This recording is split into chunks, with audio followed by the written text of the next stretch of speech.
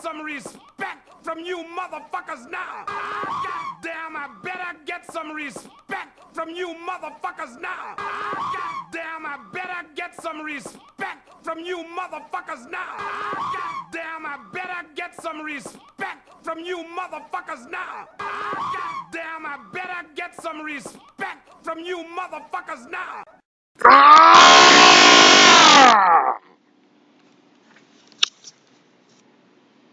The Bucks ain't shit. Giannis ain't shit. He can't shoot. The Bucks can't beat nobody. They're in a weak-ass conference. Oh, they play Lakers, they're going to beat the shit out of them. Oh, they can't beat the Clippers. They can't beat the Lakers. They couldn't even beat the Rockets. Giannis ain't shit. The Bucks ain't shit. The Bucks ain't been shit since Kareem been there. The Bucks is a horrible franchise. They ain't shit. Fuck all of yous. What more does Giannis have to do now? Huh? What does he have to do? Bucks had an 18-game winning streak on TV. Oh yeah, the Bucks won 15 straight 18 straight, but they ain't playing nobody. They're not playing nobody. They playing a bunch of bad teams. Even though during that stretch they beat the Clippers by 40 points, but that magically didn't happen. That magically didn't happen. Now, what's the excuse now? They had LeBron, they had Davis. Both of them put up good games. Danny Green had the best game he had since the first game of the season when they lost the Clippers. Okay? Even KCP, the bum, even he got off tonight. 18 points or something like that. And they still lost. Chris Middleton didn't really have a huge game, 13 points. Okay? When are you guys going to realize that the Bucks are a legitimate team?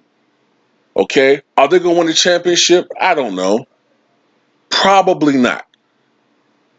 Okay? I don't know if they can win a title this year. But they're a lot better than what most people are giving them credit for. They are clearly the best team in the Eastern Conference and a top 2 or 3 team in the league at best. And it's time for you all to acknowledge it. I don't want to hear no excuses from any of you about why they won tonight, because everybody got off, not everybody, but the stars got off tonight for the Lakers. LeBron had a triple-double. They treated Anthony Davis like he was James Harden tonight, shooting 20 damn free throws. And that's another thing. The Lakers were just going for fouls, going for cheapies, kicking the legs out, going for offense, going for trying to draw offensive fouls all fucking night. Giannis missed a huge portion of the third quarter because even though he's at home, he's not getting the MVP treatment. LeBron and Anthony Davis are getting the star treatment. But despite that, Giannis, with a lot of help from George Hill, who's been balling for the Milwaukee Bucks this year. I got to shout out George Hill. Got to shout out, Brook Lopez did a little bit tonight. You know what I'm saying? Wesley Matthews hit some big shots. But the overall team defense with the deflections and the steals and that late fumble assist from LeBron, I thank you for fumbling late, all led to the Milwaukee Bucks winning, and now they have sole possession of the best record of the NBA. And for the first time all season, the Lakers have lost 2 games in a row. Okay? They've lost 2 games in a row. The Milwaukee Bucks, this Bucks team, in my opinion, is the best Bucks team since the Kareem heyday. Yep, they're better than that 2001 team. I think they're better than those teams from the 80s. Maybe. That's debatable. But this Milwaukee Bucks team right now is one of the best teams. It's one of the best teams in the history of this franchise. All right? The reason why I'm saying that they're at least probably better than those teams from the 80s, they might not have a a Sidney Moncrief or a Terry Cummings or a Marquise Johnson. They don't have the star power, but these guys know their role, and this team is such a good cohesive unit. They got the right type of guys, veteran players. Kyle Korver hit some big shots tonight, and they got like a good mix of players to play around Giannis the Magnificent, which is what I sometimes call him. You know what I'm saying? And I swear I think Reggie Miller stole that shit from me because I thought I heard him say that in the game. But anyway, Giannis, to me right now, is the second best player in the history of this franchise. And that's saying a lot. That's saying a lot for a team that's had guys, of course, like Kareem, Oscar Robertson, but he was, toward the end of his career, Bob Dandridge, uh, Marquise Johnson, like I said, Terry Cummings, Sidney Moncrief, Vin Baker, Glenn Big Dog Robinson, Ray Allen. Who else played for this damn team? Michael Redd later on, of course. Uh, Jack Sigma, Moses Malone. I think like a couple of years of his career he played here. Uh, Alvin Robinson. I think I might have said Alvin Robinson, but this is a team that has had guys come through. But Giannis, the real deal, man. And the thing that he's doing this year is he's hitting the outside shot. Now, the percentage isn't going to jump out at you. Coming into the game, he was hitting 32% of his threes. It might jump up to 34, 33%. But the shot looks more fluid. And the thing about, and more importantly, his confidence. The confidence is there with Giannis. He can come up and shoot an air ball. And then he'll come right up and hit a 30-foot three-pointer with confidence. His confidence is through the roof right now. You know what I'm saying? The officials may not have to give him the MVP treatment, the superstar treatment, but he carries this team. And if you watch this team for the first time all year, now you see why the Bucks are winning. They're a great overall defensive. They're a great defensive team overall, anchored by Giannis, and their defense is great, man. The only problem with this team is I don't like Chris Middleton. Okay? Last year, I thought the second best player was Malcolm Brogdon. This year, you can make an argument the second best player, I was just talking about this with a friend of mine, arguably the second best player on their team is George Hill. Chris Middleton, he's hesitant. He's a little bit of a front runner. If the Bucks are up by like 8 or 9 points, then he might get trigger happy and shoot. But if the game is on the line, you know what I'm saying, he'll trick it up, man. He'll fuck up. He'll turn the ball over. He'll throw a stupid errant pass. He'll brick free throws. This is a guy that's almost a 90% foul shooter, but brick 2 free throws in a row in a critical juncture. Now, ultimately, they didn't cost us. Well, I'm talking like I'm a Bucks fan. I'm a Bulls fan, but right now the Bucks are my second team right now. Right? You know why? Because I liked what I saw with a young Giannis going into the end of the 2000, I think it was 17-18 season. I liked what I saw with the Bucks. I liked what I saw with Giannis. I knew that guy had the potential for greatness. So I've been on my channel praising this guy, praising this team because I knew this team could be something. But people still have this stigma in their head that the Milwaukee Bucks are horrible because it's just been ingrained. Like for so long, the Clippers been a horrible franchise. All right, the Clippers haven't really been shit their entire tenure. They might have had a good year here or there, but for the most part, until this year, the Clippers have been horrible. You got to go all the way back.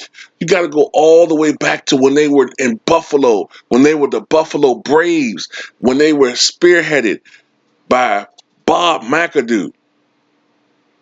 Okay? You got to go all the way back with those teams and Randy Smith and Ernie DeGreco, I think that's his name, or Ernie DeGrecio. I always fuck up his last name.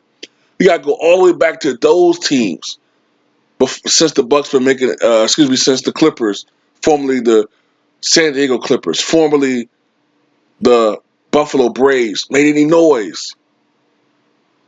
But they're a championship contending team right now. And I agree with Charles Barkley. There's really only 3 teams right now, the way they're playing, that can legitimately win a title. The Lakers, the Clippers, and the Bucks.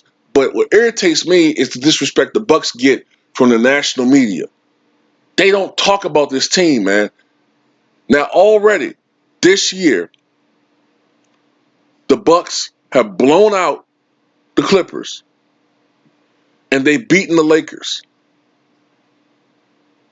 So what more do they have to do? Oh man, it's just a regular season. If I see comments like that, then I know you're just a hater. Then I know you're just a hater. Then I'll know you're just a hater. I know some of you guys are haters because some of you dudes are incapable of giving LeBron James any props. Any props. I've noticed it. I've done 2 videos in the last couple of days giving LeBron praise. What's the first thing you do? Oh man, you're a LeBron fanboy. No, I'm not a fucking fanboy, nigga. I'm objective, which is what I've been saying since day one. I don't play favorites on my channel. I don't worship a king.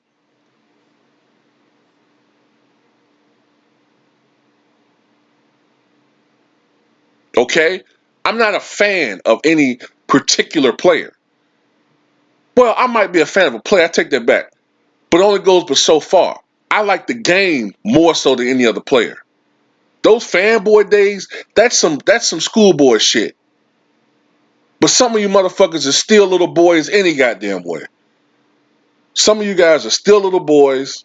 You haven't grown up, and you got the mentality of a fucking 16-year-old. Grow the fuck up. This is a sport. This is the NBA. It's a team game. You can be fans of a guy, but goddamn, you don't have to run and jump to a motherfucking defense because I dare criticize him on something that's basketball related. Ain't like I'm disrespecting the fucking dude. And at the same time, you know what I'm saying? If I'm praising somebody, that don't mean that I'm a fucking fanboy.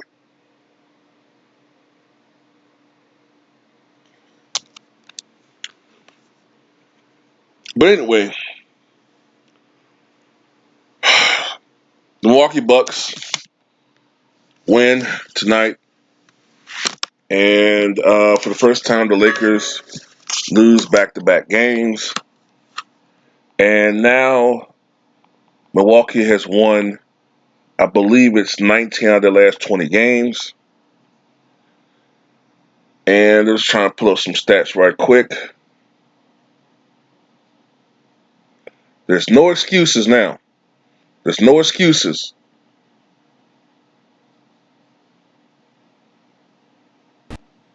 No excuses for victories. It ain't like we were without anybody. Matter of fact, I keep saying we.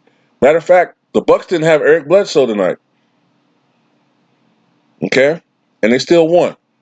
Davis got off. Played 43 minutes, 36 points, a game high, 10 rebounds, 5 assists, shot about 18 free throws. LeBron had triple-double, 21 points, 12 rebounds, 11 assists. Danny Green, 21 points, probably the best game he had since the first game of the season. That scrub-ass fucking bum-ass KCP had 18 points. Shit, that might be a season high.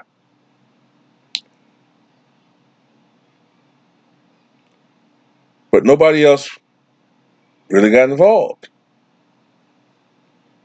The Bucks, Brook Lopez had 10, Wesley Matthews had 13, Chris Middleton had 15, George Hill had 21, and Giannis Antetokounmpo 34 points, 11 rebounds, 7 assists in 32 minutes of play. The Bucks overall shot 47% from the floor, the Lakers 46%. The Lakers shot 34% from three-point range, the Bucks 41%. And the Bucks actually shot more foul free throws overall than the Lakers. The Bucks had a slight edge in the rebounding battle, points in the paint. The Lakers actually beat the Bucks in that category 42-32. That's a rarity. Turnovers, the Bucks had 13. The Lakers had 18. I think with the Lakers,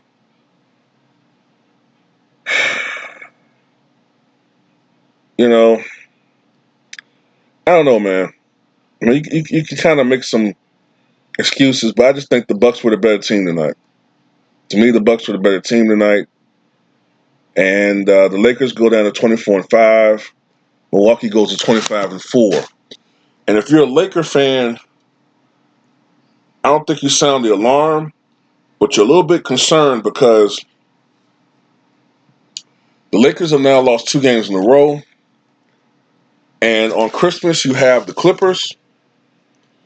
And if I'm a Laker fan, I'm the Lakers, period, you want to win that game now.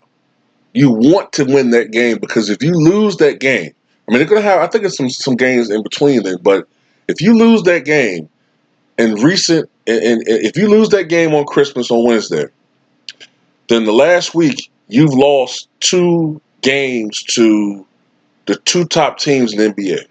And now you begin to wonder where you are as a Laker, as the Lakers. You know, where are we? Like, are we a team that's destined to win 70 games or 65 to 70 games and dominate the league? Or are we a team that's, you know, are we just as good as everybody else or, you know, almost as good as other teams? You know, is it true that we've just been beaten on some bad teams, but when we play the top teams, we're struggling a little bit? Because to me, they got to beat the Clippers now. Because now, if you lose to the Clippers, you lost to them opening night, you lost to them on Christmas, you lost to the Bucks tonight. We're beating all these other teams, but we're losing to these teams that are considered the best teams in the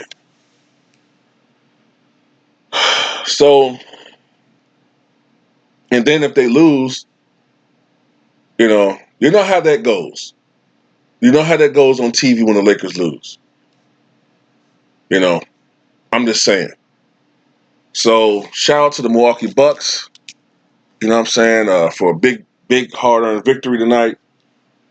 At one point, they were up by 21 points, but they held on to win by a final margin. I think maybe it was 111, 104, something like that. So tell me what you guys think, man.